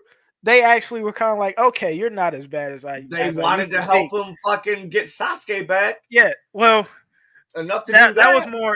more of a it was a mission anyway. Naruto was just put on there, but like in the tuning exams when Kakashi said, "Hey, this is your mission," and Shikamaru was dragged along with it. After that mission, they were all kind of like, "Hey, you know what? You're not as bad as I used to think you were.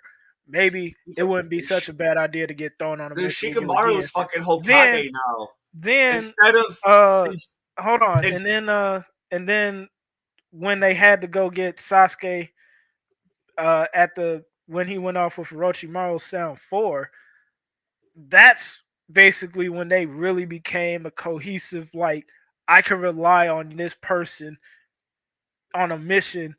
He's actually my boy type of relationship. I don't like how Shippuden's like, no, they always used to be friends. They never were friends until after the Sasuke retrieval mission. that yeah. So like Shikamaru's Hokage now, like even like instead of like how they used to do the shit like in old school days, like so like when like Naruto's dad died, instead of getting Fugaku to be the Hokage, they just brought back Hiruzen. Like why didn't they just bring back Kakashi or Tsunade to be Hokage because they really when wanted. Naruto was missing? Why they get Well, Shikamaru? not Shikamaru was like his second in command, and I think they had it written in paper that like if something happens to Naruto, Shikamaru has to take over. It's I don't think it's on some And vice president shit like that, dude. and Like and when Boruto was kind of kicking off, they even said like Tsunade and Kakashi even said like, hey, you know what? Tsunade especially was like, I'm too old for this shit. I'm not going back in that fucking office. If you want to talk and get a little bit of advice from my perspective, Kakashi's sure. probably like Sure, 45 I'll years do old. it, He's but retired. I ain't finna be hopping that motherfucker. And Kakashi was also probably just like, because Kakashi never really wanted the job to begin with. That's He was true. just the best candidate for the job when Tsunade retired. Yeah. So Kakashi's also like a hell no, I ain't going back in the motherfucker. One of the biggest disappointments in Boruto actually is how trash they made Konohamaru. There are many disappointments. I guess I mean, it's so many. like Konohamaru had like when Pain, the Pain invasion arc in Shippuden, when Konohamaru was fucking he was able to fight off one of the fucking Pains on his own and shit, and then they fucking now in fucking Boruto, he's the leader of Team Seven. Fucking his fucking his Genins are more busted than his as his. I mean, Mitsuki can go fucking straight fucking Dragon Sage. So but we're not counting the fucking Orochimaru creation. Like, that's just not fair. You know? Yeah, and then it's like I, f- I feel like I don't entirely like that Orochimaru got a redemption arc when he was the most vile person in all of Naruto. He was so bad that people in the Akatsuki wanted to kill that nigga. I don't think he should have lived, but that's neither here nor there, I guess. Dude, Naruto let Kabuto run the fucking daycare. Shit, yeah, Kabuto is just about as Orochimaru, actually. I think both of them should have died, but Kishimoto wrote them to where they're so busted they kind of just can't die. Because Orochimaru. I like Orochimaru Orochimaru's should have been character. smoked at least 3 different times, and since he just was written so busted, he just couldn't die. There was Because the third Okage should have taken him out, but they pulled plot on the third Okage, and Orochimaru got away. Uh, Sasuke should have smoked him when Sasuke finally turned on him, but again they pulled plot, and Orochimaru got away. Itachi should have smoked him when he hatched out of Sasuke's curse mark, and then he got away again. It's like, Itachi could have smoked him back when they were both in uh the fucking clan together. yeah, there are quite a few Akatsuki members that could have just smoked Orochimaru at that time, There's and this they there's didn't this smoke him, and he dipped. there's this filler arc in Boruto where they all had to get like permission slips signed so they could go visit the land of waves for like a field trip or whatever. And like Mitsuki's fucking just like on this whole fucking like existential crisis. I was like, I don't know if I have a mom or a dad. So like at the end of at the end of one of these episodes, he like goes to Orochimaru. He's like, are you my mom or my dad? Orochimaru's all like, he's like, dude, I've been women, I've been dudes, I've been animals, I've been like, dude, at this point, it don't even really matter, dude. I'm your parent. Let me sign the permission slip. You can go, like, it just go. It was pretty fucking. It was kind of wholesome in a weird way. Where like, but also I don't. Kishimoto wasn't writing that because it was a filler arc. So like, some of the best arcs in Boruto in the anime anyway. Like the manga, I like the manga, but there were some really dope filler arcs, and like they just wrote a bunch of the characters so well. Like fucking Sai and Ino's kid, Inojin, Mm-hmm. he's super fucking busted. Um, Metal Lee sucks ass. Uh, he's only good if nobody's watching him. I fucking hate that. I fucking hate that fucking shit, dude. Like Rock Lee's kid, and he is like super busted, but it's like only when nobody's watching he gets nervous. I fucking hate it. Fucking hate it. But like the only time you get to see these characters though is in the anime filler arcs. Otherwise, in the manga, like it only focuses on fucking like Boruto, Kawaki, Sarada. You barely get any Mitsuki, even though he's probably the most interesting character. You don't get. Uh, Yeah, T said T said he's coming. He had to make a fade. Sorry, that was because I lingo. definitely had to because I know around like 6:15 I do have to head out to my dad's house. Uh, that's like that's But like now. That's like right now. just about. But Yeah. but I feel like if Boruto is just a slice of life anime, it kind of wouldn't nobody really give a shit like that.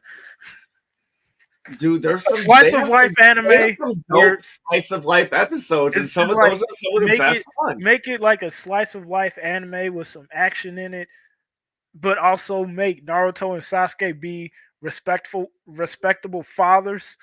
Like, Sasuke could lead a village, but make the nigga come back and actually be a father instead of They, being gone for 10 fucking years, coming back, not recognizing that you have a fucking daughter. they tried to say some shit where he actually low key comes back all the time just to fucking bend No, Sakura's that was because the fans were fucking. fucking roasting the artist about it. So the author had to backtrack and make that shit up. That's literally Like like ready to happen. It was make it a slice of they could have made it a slice of life where, Naruto is just he's a great father, but he's always just sending in shadow clones to do his paperwork and shit. It's how I would write it. And he's actually there for his kids and shit.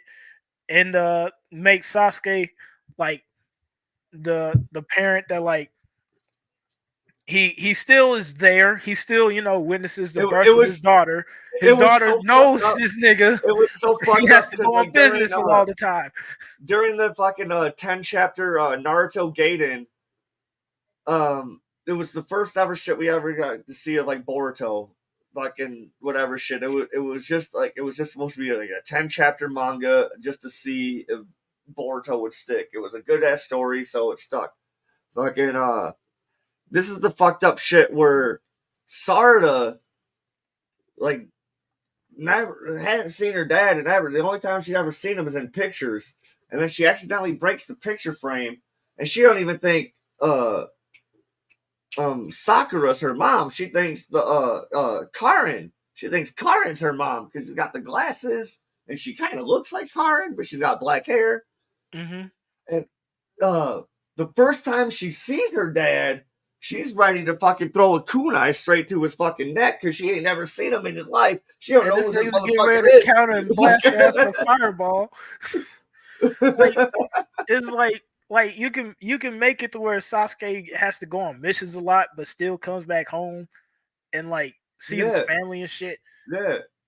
And you can make Naruto like a respectable dad where he's like he does his work and shit like that. Most of the time it's just shadow Apparently, clones doing the work. they even But wrote him where like he was a good dad, and then until he became Hokage, then all of a sudden he became a dipshit, dude. Like, yeah, that's what I really hate too, because then they went back and said, "Oh no, he was a great dad. He was at the house all the time. Then he became Okage," and I was just like, "That's even worse. That's an even worse explanation. Th- that means the nigga got the promotion he wanted and just prioritized that. Y'all he could said just he tries to say the whole family, the whole village is his family. Go fuck yourself, bro. Like, I'm like, damn, oh. that's terrible writing." But that's why I liked how like Boruto fucking gave him. He's all like, "What kind of motherfucker And then like they had that arc where him and Sasuke went back in time and they kicked it with like little kid Naruto and Jiraiya to fight one of the fucking Osutsuki. It was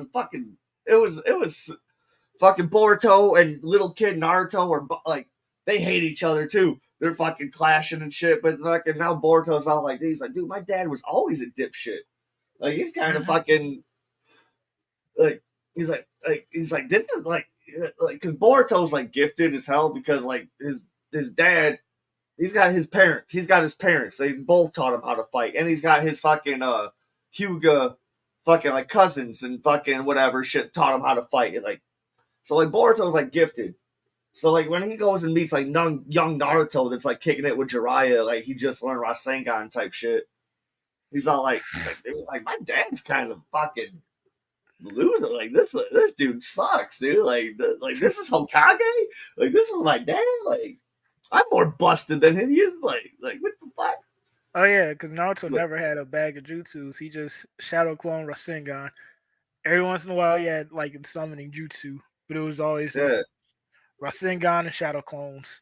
Now dude, Boruto's like, dude, bro, you ain't got no dude, type of bag. dude.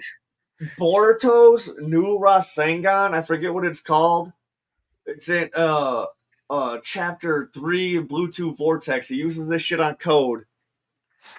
I think It's a force field around him, and if you touch him or he touches you while he's using it, all of a sudden you're instantly like you feel the rotation of the earth, and your whole fucking world is just fucking. You're like you lose all your balance. You're twisted. Like you're like beyond drunk type shit. Like yeah. it's fucking busted. It's fucking busted.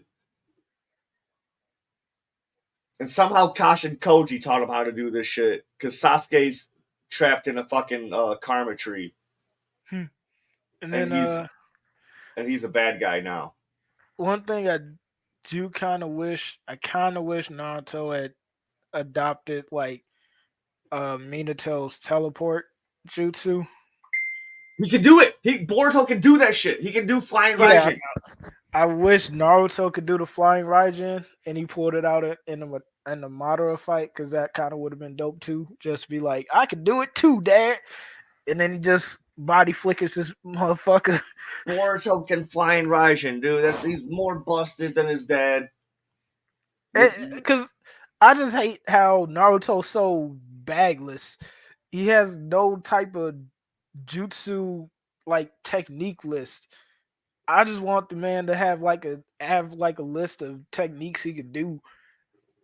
Like sure, you can have like your old reliables here and there, but at least have some like workaround. Give him like some more wind style jutsus instead of Rasen and Shuriken. Like let him get like the flying Raijin like his dad, and he could like Rasengan motherfuckers with the flying Raijin, or like give him some like water style jutsus that he can combine with like his wind style. Yeah. Just something. Damn, he just Something where like some like you could like some sky kicks so you can fucking like fly in the air and fucking like kick someone in the face from like 10 feet up or like like some shit to help your taijutsu out a little better. yeah, or at least give him better hands. The let only his time hand, like the only time Naruto's hands are really great is one in Boruto, and then filler. Like the last that Naruto that, movie, that Bor- he had hands. that That one Boruto movie, fight was fucking oh and then fucking when he had to kill Karama to fight Ishiki. Oh, mhm. cream and of the then crop animation. Dude, oh. that one movie where he had to like go around saving Kakashi, and he was just beating the dog shit out of everybody. Like there was a movie where like Kakashi got mind controlled or something, and Naruto was trying to clear his name and prove that he was innocent, but people were like, "No, Kakashi's dangerous. We have to take him out." And Naruto was like, You gotta "Fuck get you." rid of him. Naruto was like, "Fuck you," and started throwing hands with everybody. That was funny. But Because nah, like he's capable of busting people up, but like there was that shit in the group chat the other day where there was like Luffy versus Naruto, no powers, no hacks, and like, all right, dude, Luffy's gonna beat the brakes out of Naruto, dude. Like Luffy's got way more training of different styles than Naruto.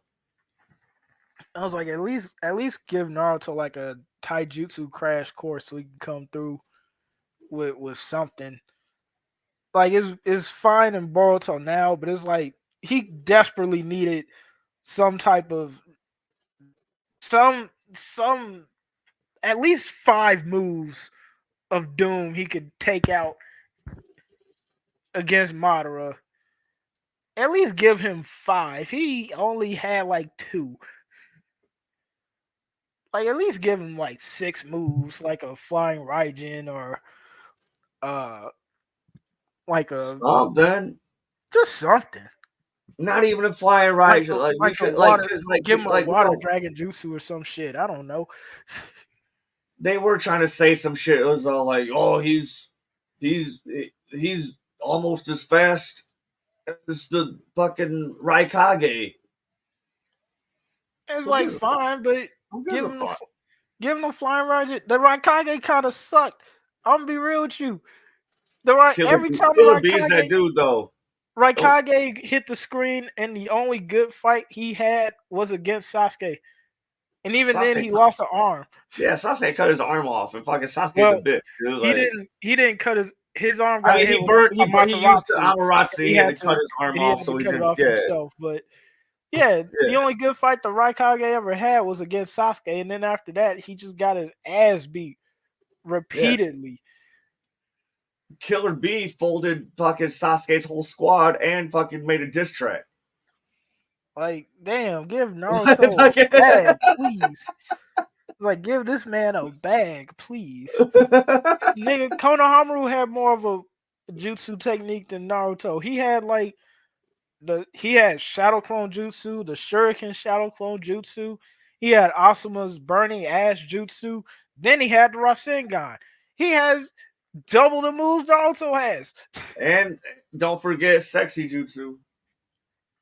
Now he has like Naruto has a summoning jutsu and stuff like that, but it's like when can you practice? When can you really use a Anybody can summon? make a fucking contract with a It's toad like or a it's like fucking when can thing. you really pull out a giant kaiju sized toad in a fight with somebody like Madara? They're not gonna give you the chance to pull out a kaiju.